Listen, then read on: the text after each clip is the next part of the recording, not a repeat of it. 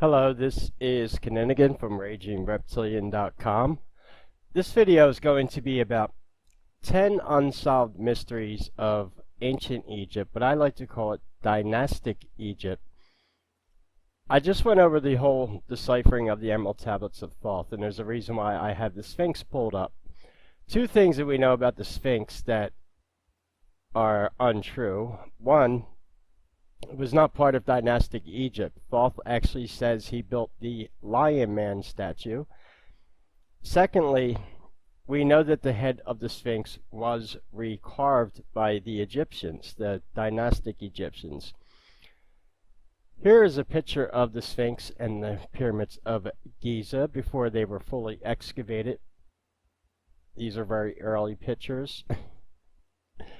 Before expeditions were financed by mainly England and the royal family to go out here and investigate the site, as they do with a lot of ancient sites. But the Giza Plateau was built by Thoth, the Atlantean, and a lot of times when people think of ancient Egypt, this is the first thing they think about is the Sphinx and the pyramids, when we know actually they weren't built by the Egyptians. So in this 10 Unsolved Mysteries of Ancient Egypt that I'm going to read, one of them deals with the Pyramid of Giza. So I pulled up another ancient mystery, so it'll still be 10. Make it 11 ancient mysteries in that case, but however, I'm more interested in dynastic Egypt, mainly around here. This is the Valley of the Kings, which is up and down the entire Nile River, pretty far away from the Giza Plateau. One of the most infamous temples we're going to be talking about is the Temple of Hathor. Now, if you're interested, I've done a few lectures on ancient Egypt already. It's a subject I wanted to come back to, so I'm using this 10 Unsolved Mysteries as kind of educate people on some of the ancient mysteries. Yeah, there are some things that they can't explain from ancient Egypt, or they refuse to explain, but at the end of the day, for me, all of these unsolved mysteries are great video subjects in themselves. A few, the ones I've done already, the best one here is probably Ancient Egypt, Texts, Gods, and Symbols. That's a 1 hour and 11-minute lecture where I actually go over all the symbols, the gods. A lot of people call this the Eye of the Illuminati. It is not. It is the Eye of Wajet, and it has this very vulturesque looking reptilian bird right next to it, and the virile snake coming out of the eye. I go over all the symbology, all the gods. There's a lot of them. So that lecture is on my channel, including one I did of Sobek and the crocodile cult of Karanis, which is on the Valley of Kings, and the crocodile worship that was going on. The Egyptian god Kuk, and yes, he is the source of the Kek or Keku Mimi. Egyptian ruins discovered in the Grand Canyon. The Egyptian gods Sekhmet, Bast, they're the two feline cat goddesses, and Horus. Ancient Egyptian hangover cure, and the sarcophagus that was just opened. Of course, I got the Bengals on here. There's another very important one that's going to tie in with this video also, and that is a lecture I gave here on Ra, the Queen of Sheba, and the Ark of the Covenant. The Queen of Sheba, it's a secret that comes from the Freemason, was Moses' wife. Moses was Atunakan. His wife was Nefertiti. And she was one of these Homo capensis, which is why she has this elongated head, and she always has this head crown covered up. She's one of the ancient mysteries we're going to go over. So we're going to talk about her. Like I said, what they say in the mainstream. Yeah, I think that's about it. But I planned on doing some more ancient mythology on Egypt. It's a very vast and interesting subject. And it ties a lot in because it was around the times of Babylon. Babylon, because Egypt and Babylon were both conquered by Alexander the Great, and I'm also going to be making a video about him in the future also, and he could be tied in with just about all these ancient civilizations from Greece to Egypt. That's where we get the city of Alexandria from. That was his city. to him tearing down the Tower of Babel when he conquers Babylon. So there's a pretty big, interesting story here to tell in ancient mythology. Now, this is one of the other mysteries I pulled up. We're going to talk about this. This is actually in the Temple of Hathor. What you are looking at is solid granite steps that have mysteriously been melted. Yes, melted rock. We'll talk about this unsolved mystery from ancient Egypt. I'm going to replace that mystery with the pyramids for obvious reasons, because we know the pyramids were built by Thoth and the Atlanteans. Ancient Egypt has always fascinated the imagination since we first cleaned the sands away from the Great Sphinx. This is why I pulled that pic up. Pretty awesome, huh? For the past 2 centuries, it has been an obsession for archaeologists and historians. It is a land whose mysteries we have spent years slowly unraveling. Even after all this time, though, there is still a great deal we don't know. Some of the biggest discoveries of the ancient world still lie covered under the sands of Egypt, waiting to be revealed. More often than not, such revelations only yield yet more mysteries and unanswered questions. Number 10, The Lost Labyrinth of Egypt. And of course, I don't just read articles, I also give a lot of commentary. One does not just simply read a website, right? The Lost Labyrinth of Egypt also reminds me of another excellent video subject. In fact, I can probably merge the 2 topics together, which is the Lost Labyrinth of the Minotaur in Greece also. And there's a huge connection between dynastic Egypt and Greece. And I find it very interesting that when I read this, there's also a huge stone that is in the Temple of Cyclops in Greece that is said to weigh, it's so heavy. This is why they call it Cyclopean. In fact, I made video on Cyclop architecture. It's on my channel. There's a capstone over that temple that we couldn't even lift up with modern machinery, and they can't explain how it was made. And it's the same thing with this quote-unquote Lost Labyrinth of Egypt. Here, I'll increase the text as large as I can here. Okay. It's about as big as I can get it because of the sidebar here. 2,500 years ago, there was a massive labyrinth in Egypt that, in the words of one who saw it, surpassed even the pyramids. It was a massive building, 2 stories tall. Inside there was an unbelievable 3,000 different rooms. Now 3 is a very occultic number. All connected through a winding maze of passages so complex that no one could find their way out without a guide. At the bottom there was an underground level that served as a tomb for kings, and at the top was a massive roof made out of one single gigantic stone. That's what I was talking about, and we have the same thing with the Temple of the Cyclops in Greece. Another building that was capped with a stone that was so massive they can't explain how it was built. Countless ancient writers describe having seen it firsthand, but 2,500 years later, we still aren't sure what it is. The closest thing we found to it is a massive 300-meter wide, 1,000-foot stone plateau that some believe was once the foundation of the labyrinth.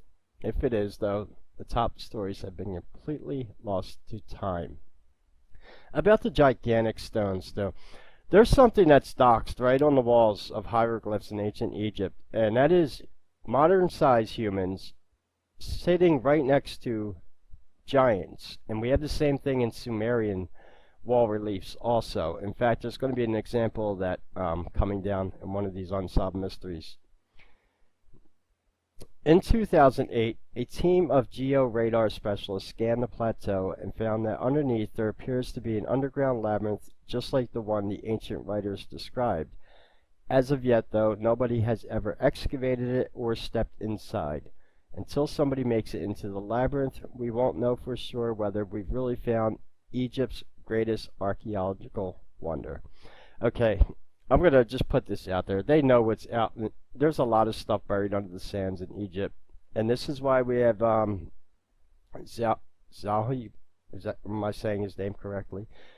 the director of the Egyptian Antiquities Department, and they are gatekeepers for a lot of these sites. You just simply don't go to Egypt and start digging in the sand and think you're going to show it to the world. A lot of these sites, in fact, they don't even let tourists in the Great Pyramid of Giza anymore. I wonder why they stopped doing that. The unknown Queen of Egypt.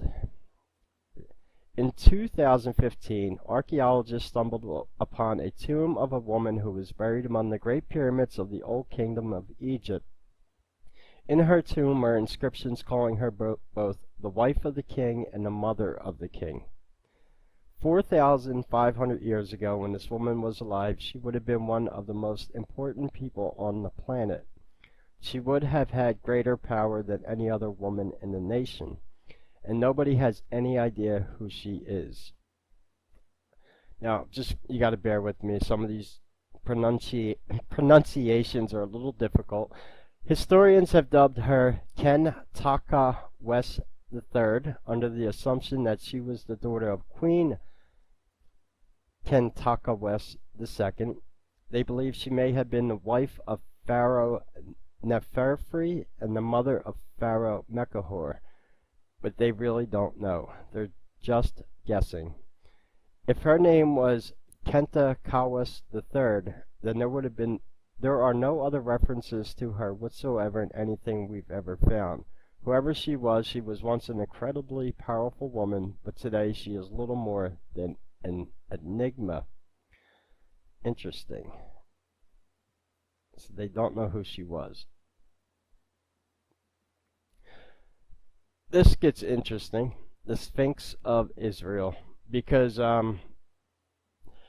another subject that I plan on doing, because I think I can get away with doing it, is the Pharisees who brought Babylonian Talmud out of Babylon into what is obviously modern day Israel.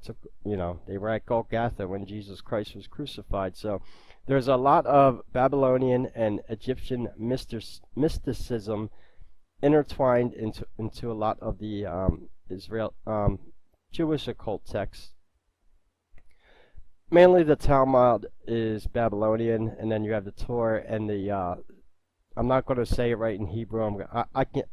I actually know where there's a link for it online to read it at ancienttext.org. It's the Sephifor or something, and it goes in with a lot of the Jewish mysticism and the meaning of their stuff like that. So we know that the Masons, of all things, you go to Grand Masonic lodges, and guess what's out front of their lodges? Sphinxes.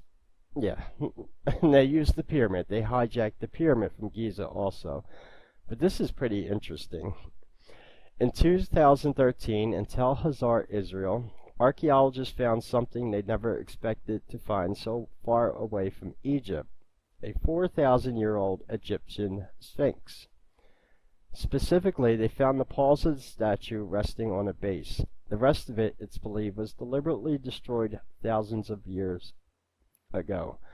Before someone toppled it over, though, it would have been 1 meter tall, 3.3 feet tall. You see that? We live in a world of symbols, right? 1 meter is exactly 3.3 feet, and weighed half a ton. Nobody knows when the Egyptian statue was doing in Israel. I actually have the answer to this. The only clue left behind is an inscription on the base that bears the name King Mycerinus, the name of the pharaoh who ruled over Egypt around 2500 BC. It is highly unlikely that Tel Hazar was conquered by the Egyptians. During the reign of Mycerinus, also known as Menkaure, Tel Hazar was a trading hub in Canaan, directly between Egypt and Babylon.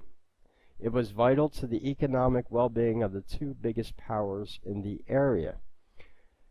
Our best guess is it was a gift. If it was a gift, it's not clear why King Mycerinus sent it, or for that matter, why anyone got angry enough to shatter it. As we really know for sure, it is for some reason someone built a sphinx 100 1,000 kilometers or 600 miles away from the Great Sphinx of Giza. That is a video I can remake. I don't think I was able to salvage that from my old website. That's why I had this pulled up. No, I don't think I did. That Moses was actually the Pharaoh Akhenaten, and his wife, which actually I do slightly cover in this video, the Queen of Sheba, that the exodus of Israel is not, of the Jews out of dynastic Egypt is not what we were taught. Moses was actually a pharaoh.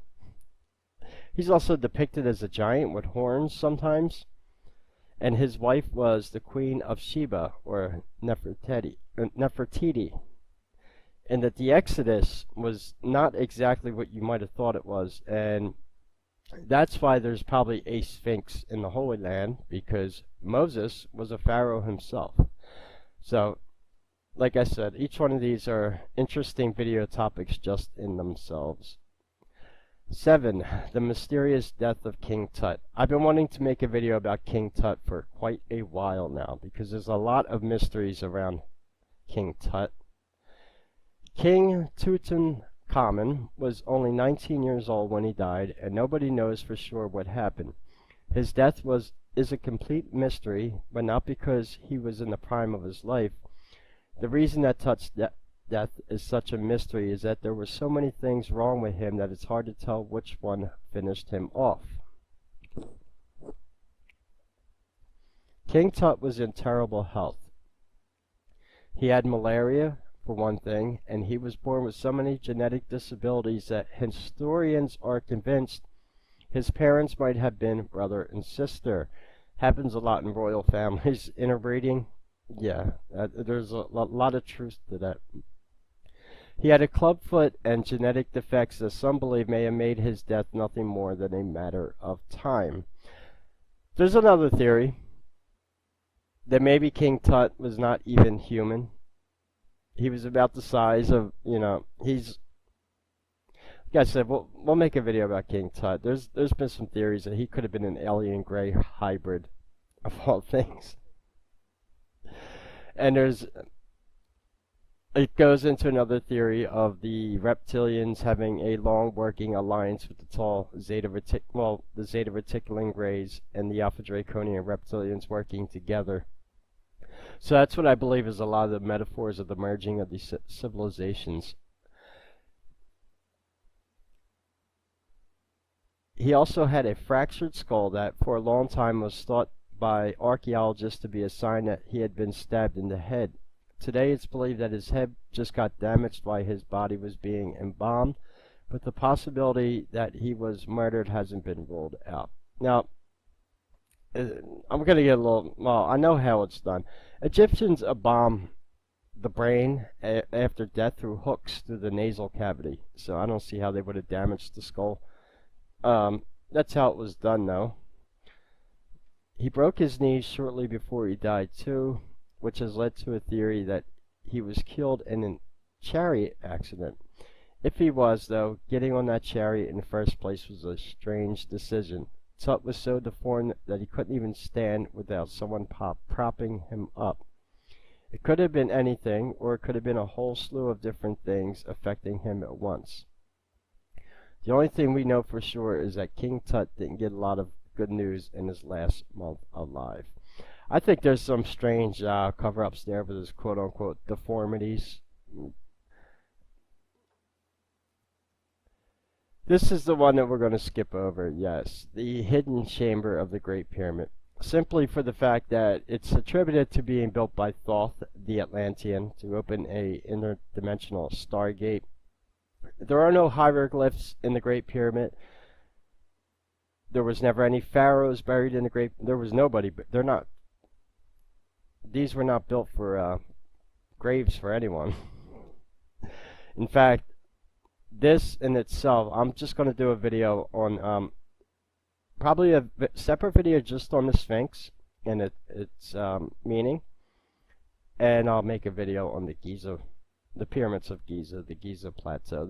But I said I'm going to skip this mystery, and this is a mystery about the quote-unquote hidden rooms. And it's not the only hidden room in the Great Pyramid. If anyone's familiar, there's a chamber up at the top that they put a robot up to, and it's like this small little corridor. And they said comes to a stone door that they can't open. And then in the Emerald Tablets of Thoth, we have Thoth describing how he put a quote-unquote crystal in the apex of the pyramid. Then, strangely, we get the story of the crystal pyramids found in the ocean in the Caribbean that also have crystals inside of them. And I recently made that video on my channel. So there's quite a few mysteries with the pyramids of Giza. And we know that the Sphinx, the head of it, was recarved by the Egyptians themselves. So this is just, it's about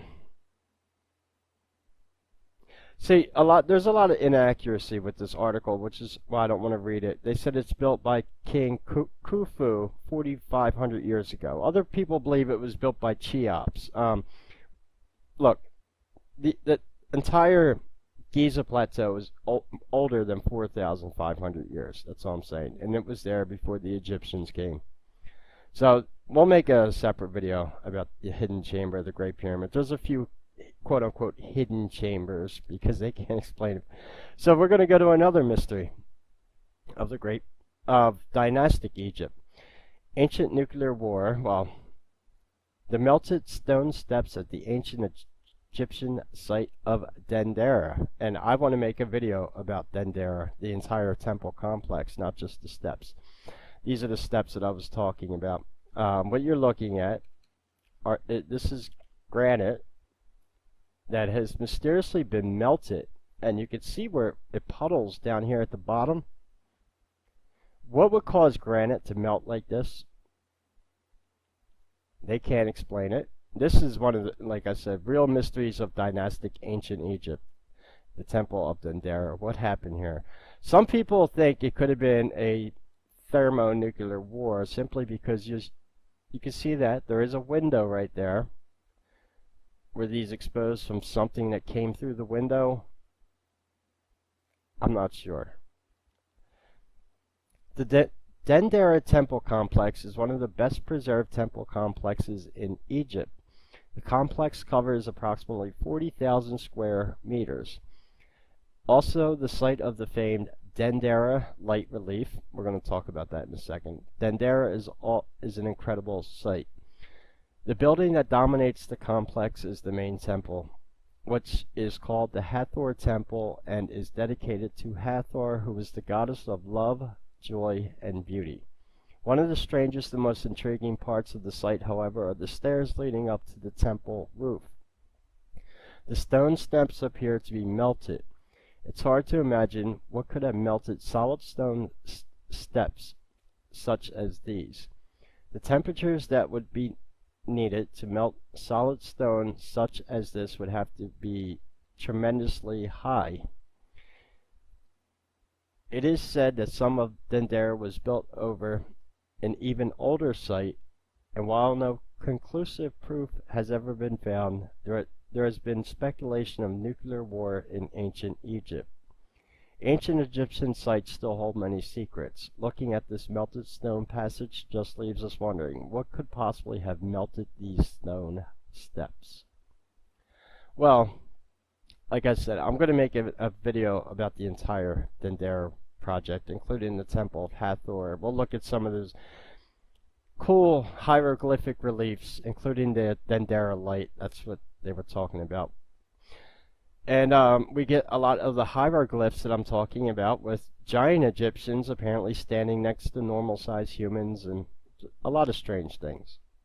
So yeah, what did melt the steps at Dendera? I think that's a better unsolved mystery to put on the top 10 list than the Giza Plateau. I'm separating from, dynastic Egypt. Now this is interesting because it shows quite possibly ancient Roman and Greek influence, or from around that area of the Mediterranean back in ancient time. The mummy wrapped in a foreign book. Interesting. I know why these mummies are usually wrapped too. It's very occultic in nature. A lot of these wrappings that they put around mummies on papyrus are actually spells and curses. In 1848, a man bought an ancient Egyptian mummy off a shopkeeper in Alexandria. Wow. 1848, you could just walk in and buy a mummy? I don't think you could do that nowadays. It should be in a museum. For years, he put it on display as a decoration, not realizing how strange an artifact he'd found. After peeling off her bandages a few decades later, though, scientists found something very unusual. The mummy had been wrapped in the linen pages of a book, and it wasn't written in Egyptian. It took years of investigation to figure out what language it was, but today we know that it was written in Etruscan, the language of an ancient civilization that once lived in modern-day Italy. It's a language we know little about. Now, Etruscan comes from Italy, yeah, but at Rome, Naples, and Florence were different kingdoms, for example, that weren't united up until the time. Caesar is the first emperor that unites all of Italy under Rome, which modern day Italy, but that's why we have a lot of different ancient civilizations that also come from the area. Especially another interesting subject is the island of Sicily and their mythology revolving about all things giants and the Etruscans. And there's not too much known about the Etruscans. They're a very good subject just in themselves. There are still a lot of questions left unanswered, though. For one thing, we still don't know what the text says. We can only understand a few words, which seems to be dates and the names of gods, and beyond that, we can only speculate as to what it means or why anyone would wrap it around a dead body. Above all, we have no idea why an Etruscan book was wrapped around a mummy in Egypt. Was she Etruscan? If so, what was she doing in Egypt? And what did she put in her final message to the world? It's probably an ancient curse. Yeah, like I said, the Etruscans, very interesting subject, very mysterious also. Not a lot is known about them. Almost as like mysterious as the Druids that come from the British Isles. And here's the infamous Dendera light. I'll cover this in more detail when I make a video about Dendera, but one thing I want you to notice in what I was talking about, you see how big this guy is over here, and compared to this guy sitting over here. If this guy was to stand up, he'd only come up to about his waist. These people down here are not even, well, this guy right here is bigger, well, woman it looks like. We have another giant over here. Just some of the strange things that we have, and we see this a lot in hieroglyphs. On the wall of a temple in Dendera, Egypt, there is a massive relief showing a very strange image. It shows, according to the usual interpretation, a snake in a big ball of fire flying out of a lotus flower while being held up by a pillar with human arms. Now, the lotus flower is very sacred in Egypt. I actually ordered myself some lotus flower before because you can actually smoke it and it's legal, and it's a very mild sedative.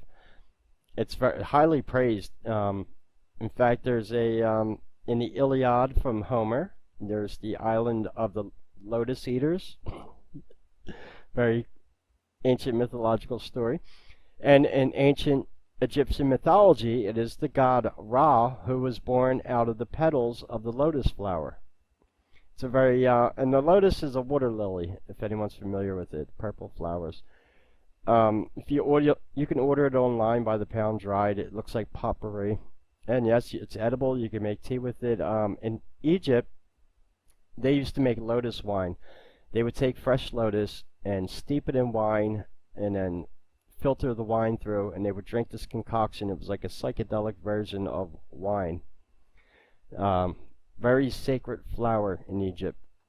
A lot of the lotus flower itself and its occult symbolism is, like I said, I use these websites to get ideas for new topics I'm covering. Egypt, I want to go into more in, so brings new ideas to me, right? And the lotus flower itself, and they were Buddhists refer to our third eye or pineal gland as the 1072 leaf lotus petal, I believe, because there's 1072 like bumps on our pineal gland, and that's why they call it that.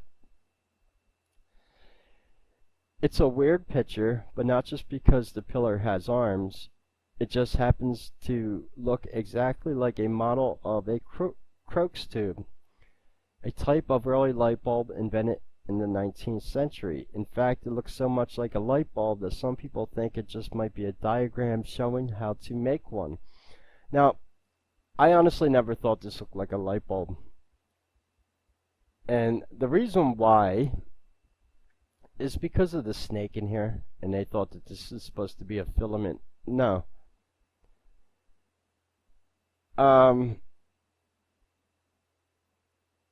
The symbol of the snake that they would have been using and the context it would have had in ancient Egypt would have been either to the gods, specifically the cobra snake, and that doesn't look like a cobra, but it's also a symbol of wisdom, the serpent.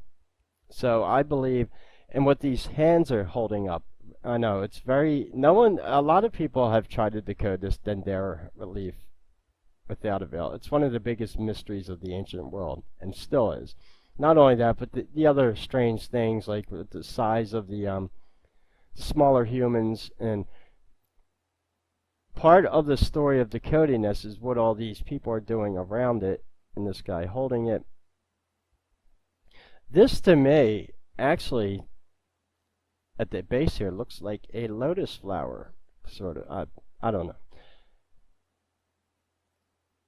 We'll talk about this in another video. It's a lot of conjecture going. I'll go over some of the mainstream theories on, people trying to decode it, what this actually is. I never thought it was an ancient light.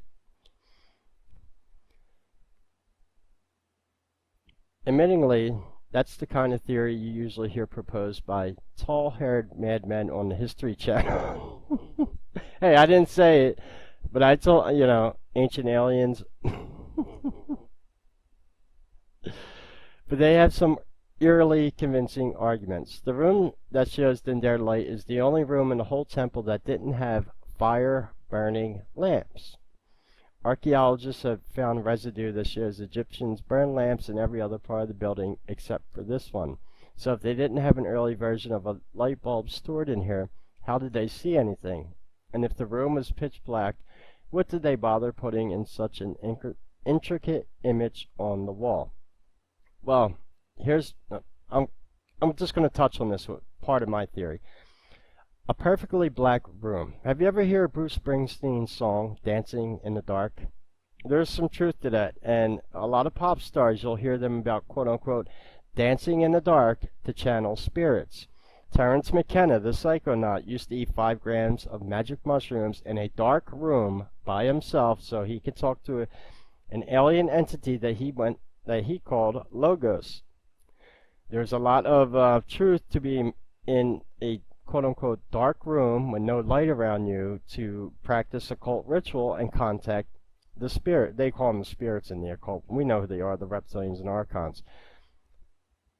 There is a very big possibility that this Dendera relief, as I said, with the symbol of the snake being of the serpent gods and wisdom, this could have been a room used in the temple that was used for occult ritual and was meant to be pitch black with no lamps in there. Has anyone ever thought of that? And the reason why it could have been pitch black, even during daylight, would have made sense too. So if someone wanted to hold out or talk to the gods during the day when the sun was out, they could still have this perfectly black room to go to. I think it ties in with some of the more occultic and mystical things going on, especially when I found finding out after studying the occult for so many years that being in total pitch black darkness is a requirement for certain occult rituals where you're not burning candles and doing all that. So we'll talk about that there more in another video. The destroyed pyramid. This one's interesting. The pyramid of Djedefre should have been the highest point of any pyramid in Egypt. Djedefre made sure of it. He didn't have the resources to build the biggest pyramid, but he used a little workaround to make sure the tip of his tomb was just a little bit taller than anyone else's anyway. He built it on a hill. For some reason, though, while all other pyramids of Egypt are still standing after thousands of years, the Djedefre's pyramid alone has been totally destroyed. All that is left is the base. I think this ties in a lot and confirms that it was the Atlanteans that built the Pyramid of Giza. Not even the dynastic Egyptians could recreate it.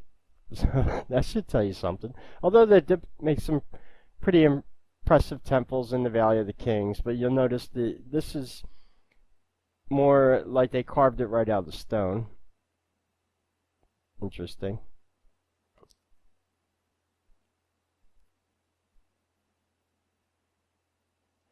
Nobody's entirely clear on what happened to it, but there are some theories. Some think that Djedefre simply died before they were able to get much of the work done, and his pyramid was left in ruins.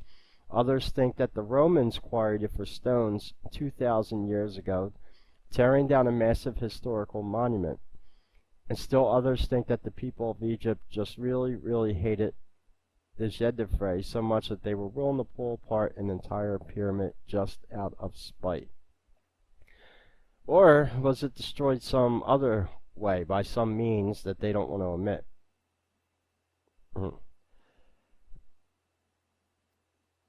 Very interesting. The disappearance of Queen Nefertiti. Now, she is the Queen of Sheba, so that is one subject I don't have to remake a video on because it's on my channel already. Again, Ra, the Queen of Sheba, and the Ark of the Covenant, and I go over the whole subject with her. She's not missing. She went in the Exodus with her husband Moses, the Pharaoh.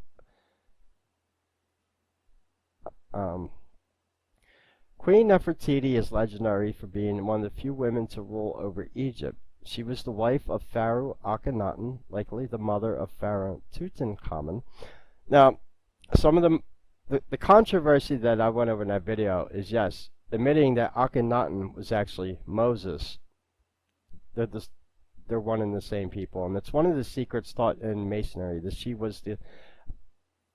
she is the Queen of Sheba, and I have that confirmed in a text that was written by a Rosicrucian who infiltrated the Masons in the early 1900s and exposed a lot of their rituals and secrets in a book called Catholicism and Freemasonry. So you can look that book up, and that's where I found out about the contents of the Ark of the Covenant, and Nefertiti actually being the wife of Moses and the Queen of Sheba. And that would explain why we got some of those sphinxes mysteriously popping up in Israel, in the Holy Land of all places. Likely the mother of Pharaoh Tutankhamun, and it is believed to have taken over Egypt and ruled in her own right. And yet, while the tombs of other pharaohs still tower over Egypt today, no one has ever found Nefertiti's final resting place. It's in the Holy Land. Now, I'm sure they know where it is. You know what I mean by they. They're just not going to tell us because it would. They'd have to admit to a lot of history that so far is just a quote-unquote conspiracy. But I said the search for her tomb has gone on for years. Up to 2018, archaeologists were almost convinced that they found her burial place in a secret chamber hidden in King Tut's tomb. In May, though, they meticulously scanned the wall and found that there was nothing there. Curiously, there's no mention of her death in Egyptian history either.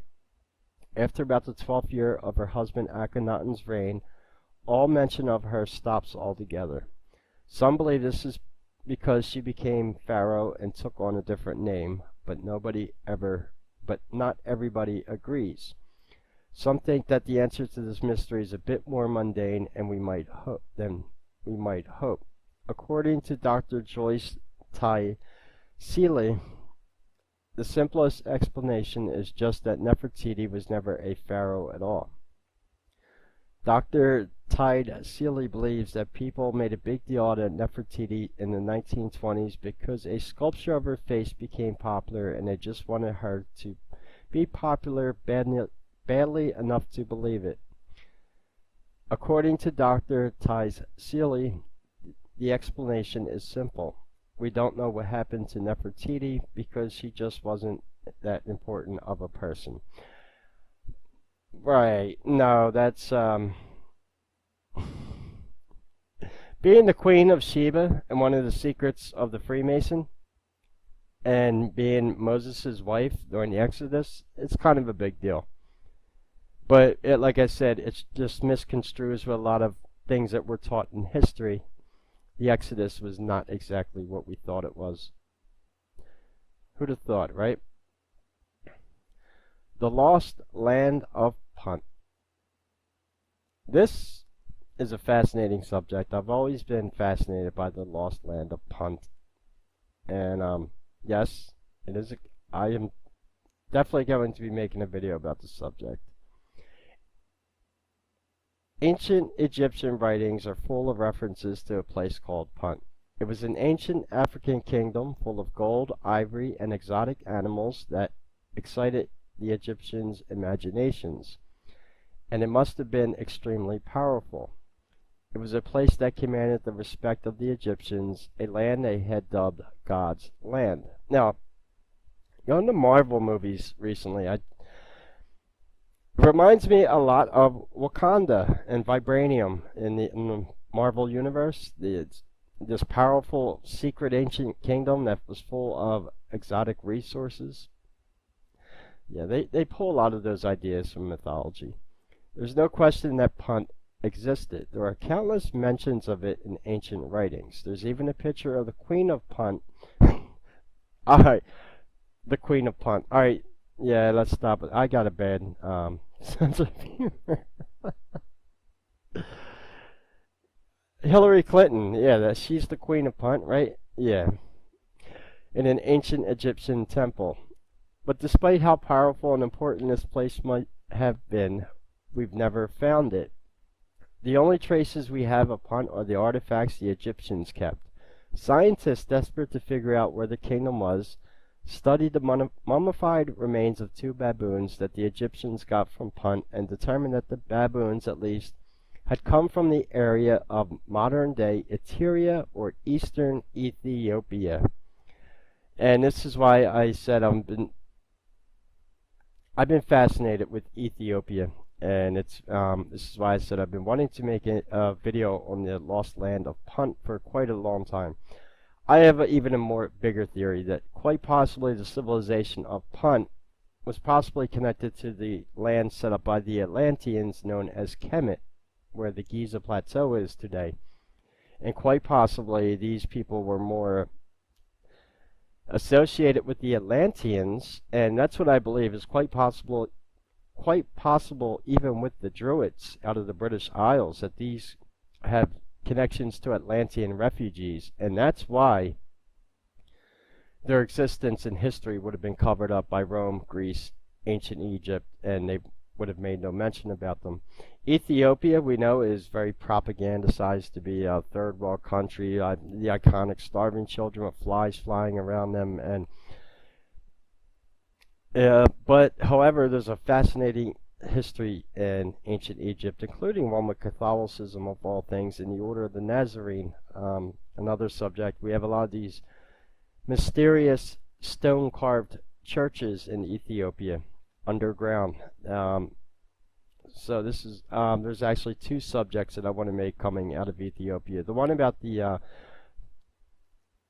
possible ties to Christianity and the hidden secrets of Christianity in the Order of the Nazarene. That's the lost secrets, the lost teachings of Jesus after he rose after his 3 days to resurrection. And some of the Roman legions who actually engaged in crucifying him became part of the Order of the Seraphim and converted to Christianity right away after Jesus resurrected, and they fled to places like Ethiopia, the lost land of Punt, because these teachings of Jesus would have been detrimental to the Vatican and organized religion and Rome, who hijacked it. So there's a lot of ancient civilizations we have tying in here together. From Egypt, Babylon, Christianity, Rome, Judaism, and eventually Islam. So, Punt, yeah, it's a fascinating video subject. This at least gives us a starting point in the hunt to find Punt. But it's a huge area for an archaeological search. And if we ever do find the ruins of the Kingdom of Punt, it's opened up a whole new series of mysteries to solve, to uncover our past. Now, very easy. If this was a huge trading civilization with Kemet at the time, Ethiopia, a lot of these ancient sites would have been obviously on rivers because they would have been using them for trade routes. However, yes, Ethiopia at one time was the lost civilization of Punt, and it's got a fascinating mythology around it. And that's why I believe some ancient civilizations like Punt could possibly be relatives. The other place I'm thinking about that existed, the civilization of Hyperborea also comes to mind as well. We have quite a few lost ancient civilizations that are not really talked about, and the Druids, the Kingdom of Punt, there's quite a few of them actually. The Adena, which was actually the native people to Turtle Island, where we are in North America, before the native Indians arrived. The Adena are the ones who built the Serpent Mound in Ohio.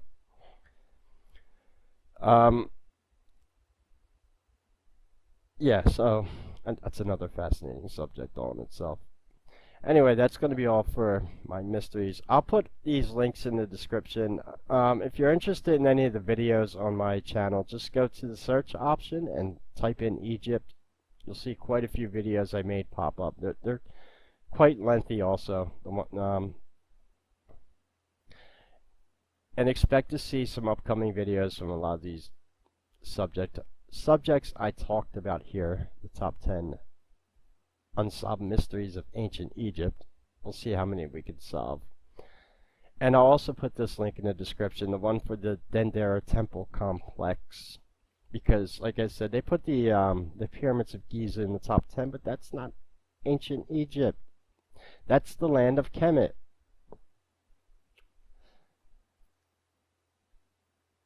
Anyway, if anyone is able to help us out with merchandise or with donations or through Patreon or cryptocurrency, all the links are in the description. Until we speak again, this is Kinninigan, and take care.